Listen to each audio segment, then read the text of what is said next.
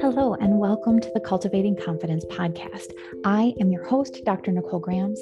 I am a life coach who specializes in anxiety, health, and human design. And I also happen to be a functional medicine pharmacist.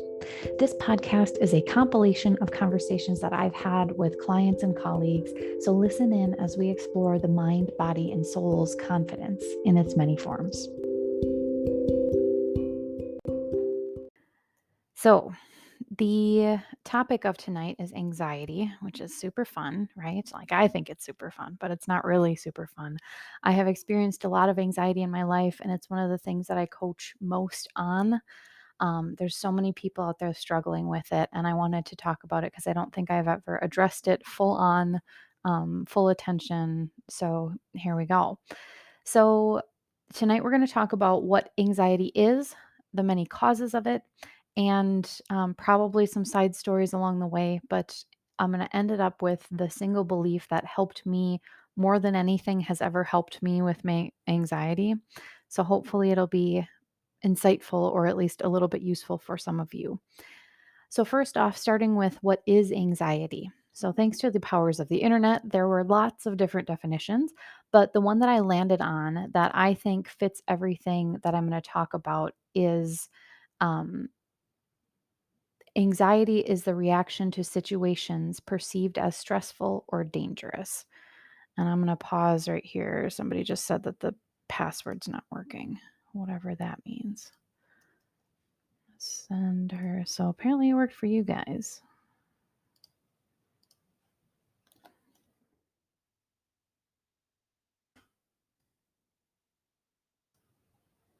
Anyway, all right. Back to it. All right.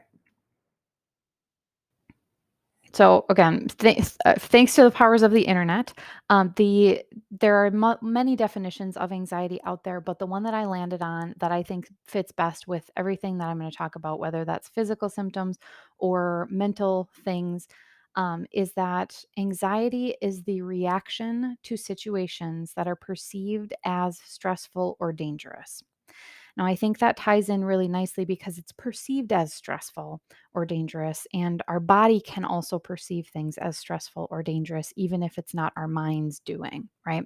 So, most of you, if not all of you here or listening to this recording later on in the future for me, have felt anxiety, right? We probably wouldn't be here listening to me talk. It's a completely normal human emotion that is often characterized by worried thoughts, racing thoughts, increased alertness, fear, physical symptoms like tension. Tension's such a huge one for me. Rapid heart rate, increased blood pressure. There's physical sensations involved. I often get very jittery, tingly, like this sense of heaviness, often on my chest, sometimes in my throat, like there's a frog in my, or not a frog, but like a lump in my throat, those sorts of things. So, what causes it? Very simply put, two different things. There's your mind and your body. And I'm of the opinion that you need both things to cooperate to a certain extent to see improvement in either one. So, in other words, if your body is super inflamed and your body is telling you that there are, it's a stressful time, there are stress signals going up to your brain, you're not going to be able to fix that with the best thought work money can buy, right? And on the other side of the coin, you can be doing everything for your body, but if you don't fix the anxiety of your thoughts running wild, like you're not going to be able to improve from that front either. I think mind and body and soul, spirit, whatever you want to call it, all go really well together. They intermingle, there's overlap, there's no separating one from the other, right? So tonight I'm going to talk with body, and I know I haven't really talked much functional medicine here, but the body can be a huge cause of worry, of anxiety, of stress, right? The physiological things that are happening in the body. I'm just going to give a brief overview of a lot of different things, and I'm going to try to keep it on the informative side versus overwhelming you with information. So please know that if you need help with any of this, I am part of an incredible team of functional medicine providers that can help you navigate these waters for yourself and what it looks like for you. Many of you are not at the point where you may need this sort of help, but know that the option is there. So some of you may also be receiving support in the form of, therapy or I guess where I was going with that was like more along the lines of pills, anxiety pills, antidepressants, those sorts of things. And that's totally awesome. I am not against any of that. I have worked with people who are on medications and want to be on them. I've worked with people who are on medications and don't want to be. And I have worked with people who are not on them and they are determined to never be on one ever, ever, ever. Right. So there's a whole spectrum of what you for yourself want, right? There's nothing wrong with using pharmaceuticals or supplements to help your body. And I full on support whatever decision that you want to make for your body. I'm not going to be talking about those specific things much, if at all, today. Probably more on the not at all today part, but I'm here to give you more tools to support your body and your mind that you can use with or without medications, right? So, just in case, please note that I am a healthcare provider, but I am not your healthcare provider. And remember that providers have drastically different opinions on a lot of this stuff. What I'm presenting here is how I see things. And for most of you that are here or listening, feel free to put questions in the chat box and I'll either answer them as I speak now or during the open Q&A after. So, physically, lots and lots of things in your body can cause your brain to be anxious. So, blood sugar, fluctuations in blood sugar, or if it's high a lot, sends signals to your brain that there is stress in the body. So, balancing that can be super important. Nutrition plays a huge role, not only from the blood sugar thing, but also food sensitivities. And I'm not talking about allergies here, like things you're allergic to, but if you're sensitive to something, you probably don't have an immediate reaction. It can be a reaction that happens over several days. And common things that are like that can be gluten, dairy, there's a whole plethora of different things that can cause food sensitive or that can be food sensitivities for you. But if you're consuming those things and you're not really paying attention to how your body is reacting, that can cause inflammation in your body. If you're consuming too much ultra processed food or foods with lots of synthetic dyes or flavors that your body just is not physiologically prepared to digest, that can send stress signals up to the brain. If your gut is in rough shape, which is a lot of us, most of America, right? Small pieces of not completely digested food can get absorbed and your immune system sees those as big pieces of nothing, right? I mean, as an invader basically, not as nutrients. And your brain gets put on high alert that there's danger. Your immune system gets triggered, which causes anxiety, right?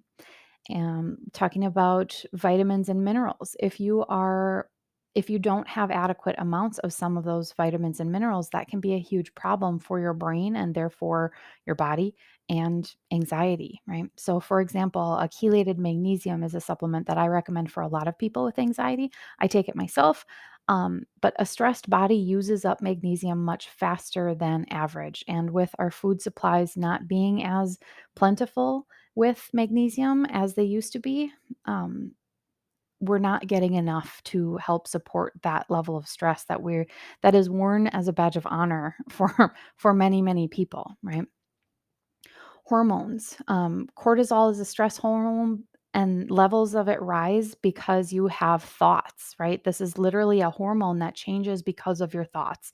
So stressors that in your environment that you think about or perceive as dangerous um, can raise your cortisol levels.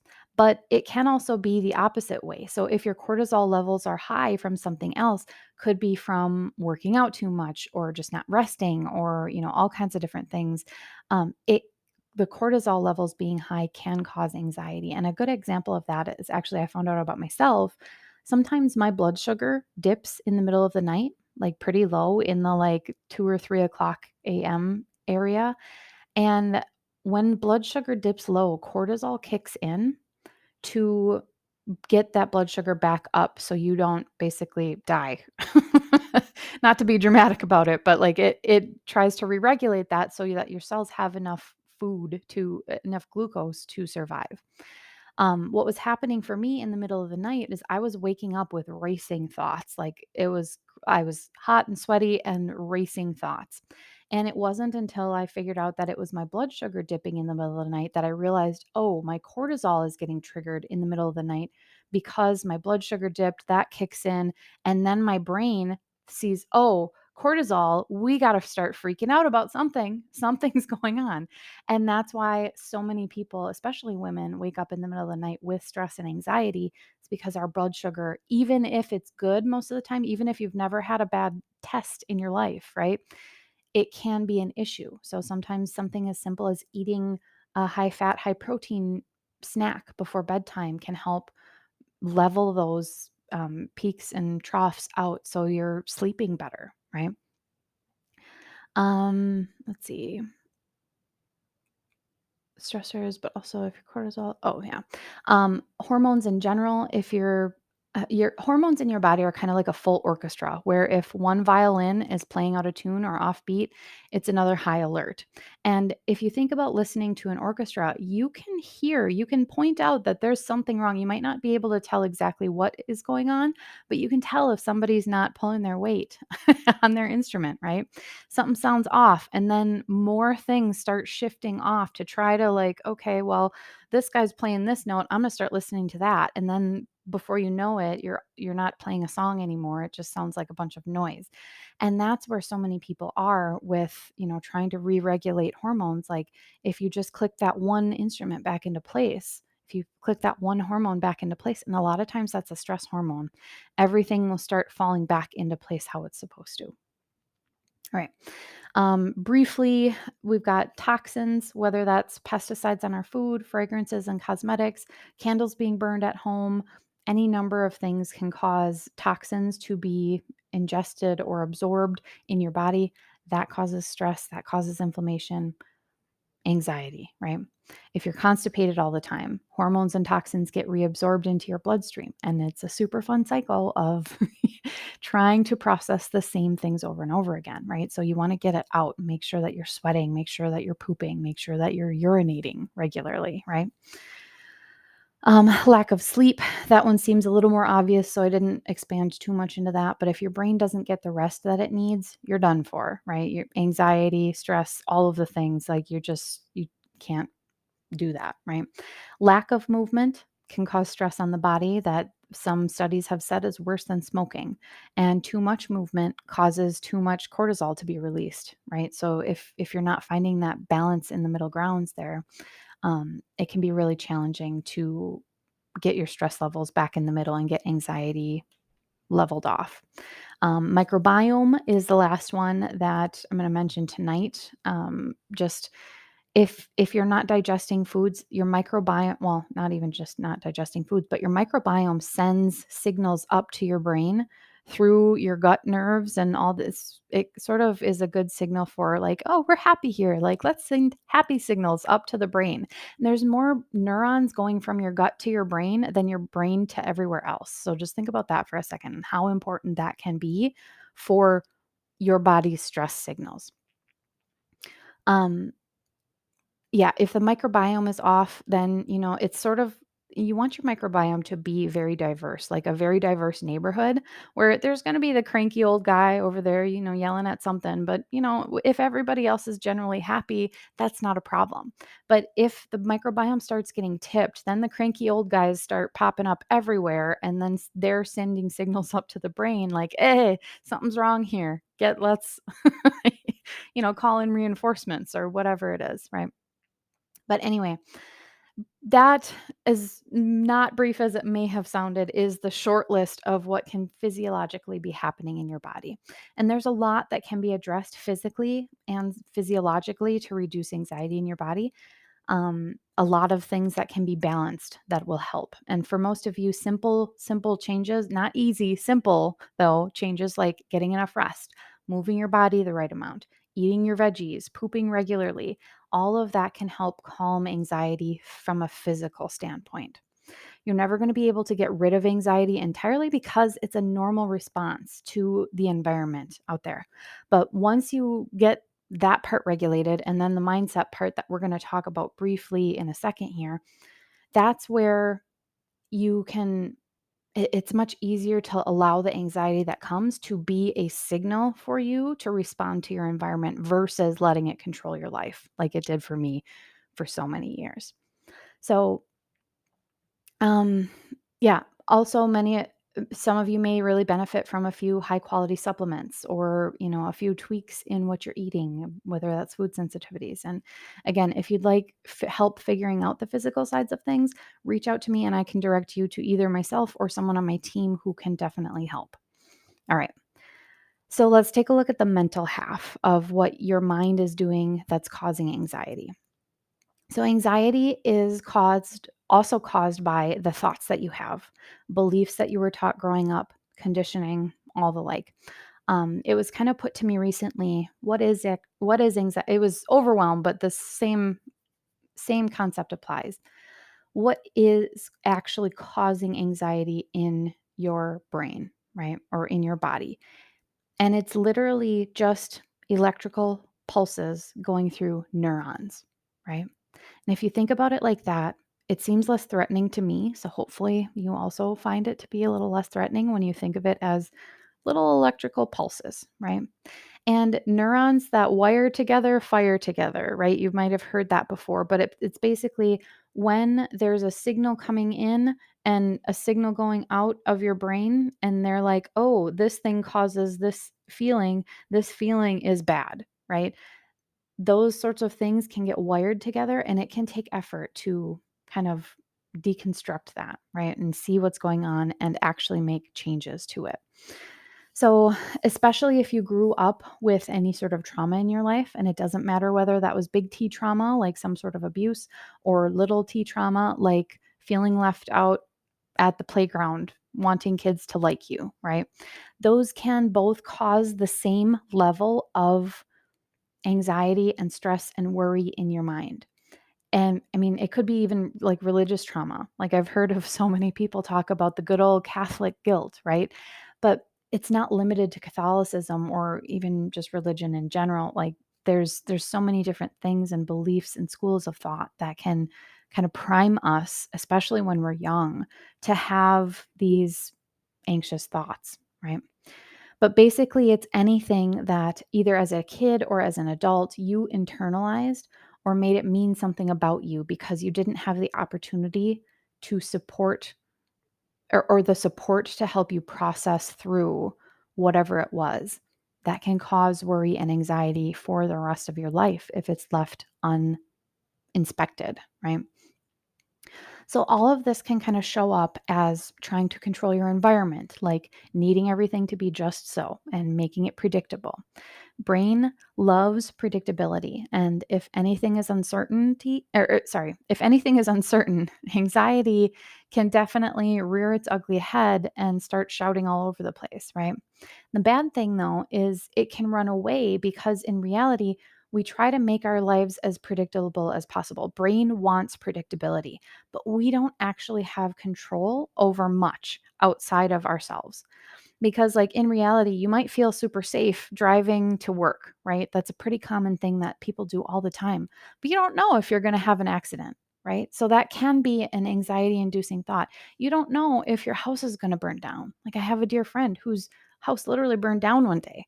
And I was like, oh my, like, you can't predict that that's going to happen. And like, can you imagine? Like, I mean, I'm sure a lot of people do think about this. But you can't let anxiety run your life, right? Um, but it's just brain trying to make things predictable. Um, Anxiety can also show up as trying to control loved ones. And this is often done from a place of love where it feels like you're being very loving because you can see how they can improve themselves or how much happier they'd be if they just listened to you, right? Because you know what's best for them. Even though you can't follow what you think is best for you, right? They should definitely be able to follow it, right? But just bringing awareness to that can be super helpful for yourself. A lot of times it shows up as self-criticism. So needing things to be perfect or else you're a big failure, right? Unworthiness kind of gets intermingled with that a lot. Another thing is not being able to sit and relax because you've been conditioned to believe that you have to be busy in order to be worthy, right? So if you're not busy, you start to get anxious. Or similarly, it may just be that you tend to beat yourself up when you're left with your own thoughts and your inner bully is just mean as heck, right? I have coached so many people who don't want to be at home alone.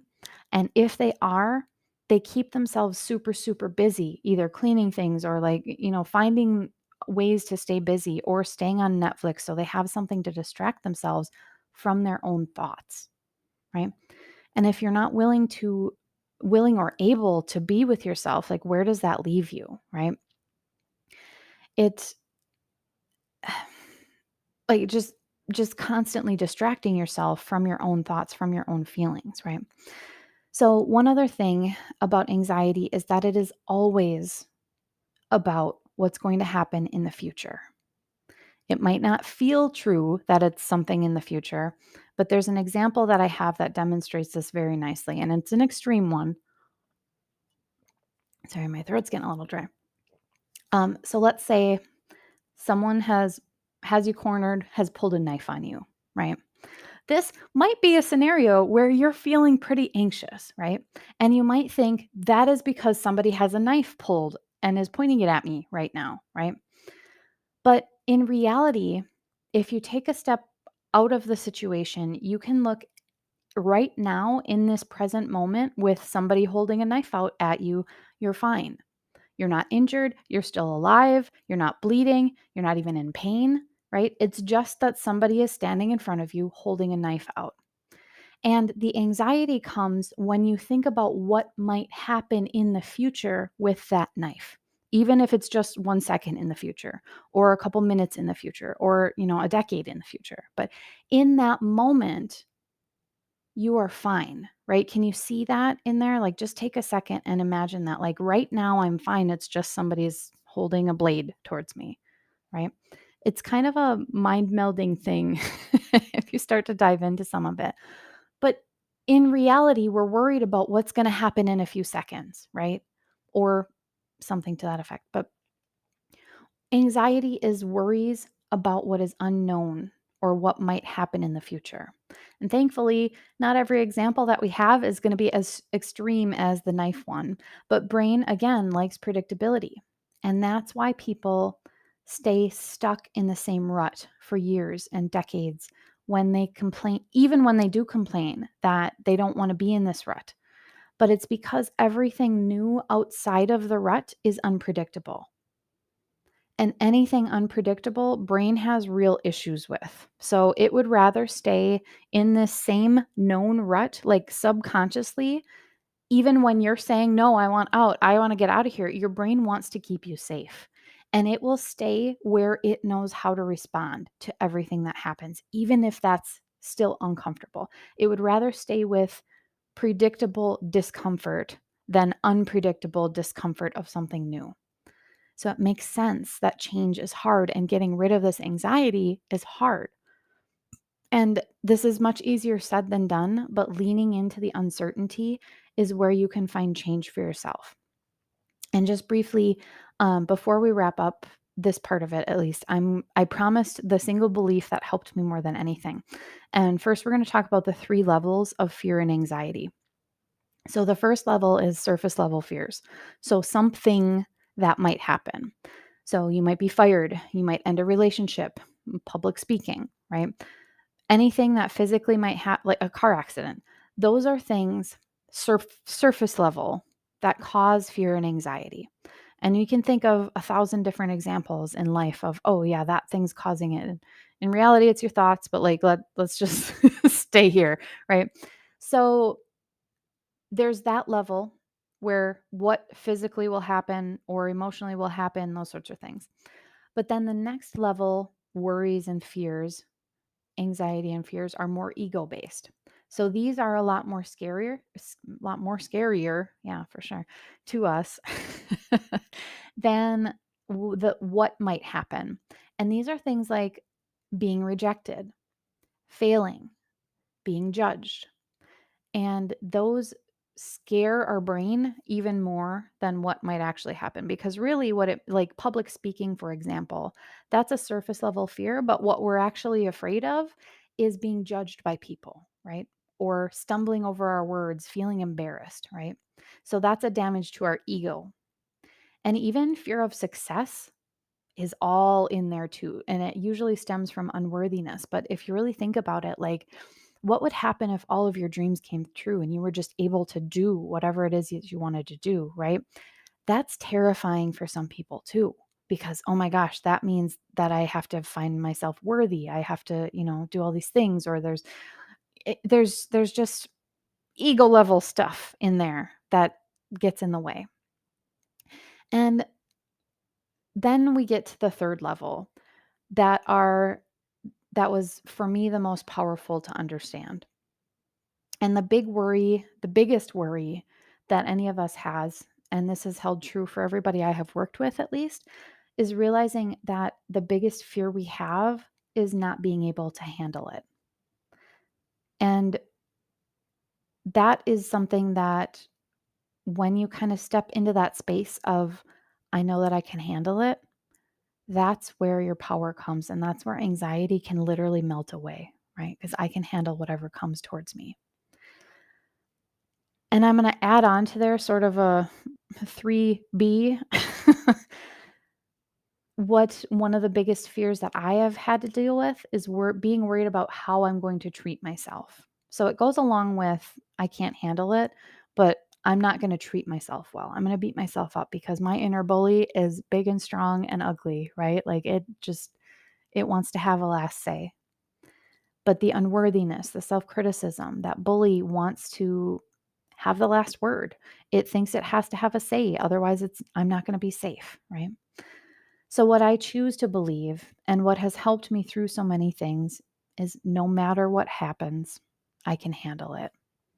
And adding on, no matter what happens, I can find compassion for myself and kindness for myself, no matter what. All right. There is so much more that I have to say on this topic. So please let me know about what you would like me to dive into in the future. If there's anything I skipped that you want to hear about, let me know. And if any of you need help navigating any of this, please reach out because I can help you through. Thank you for taking the time to listen in today. Many of you will be able to take the ideas that you've heard and apply them in your daily life, and that's really all you need. That's amazing. But for those of you who could use a little one on one help with how to make these things actually work for you in your real life, please reach out. The link to schedule a consult with me is in the show notes. You don't have to do this alone. See you soon.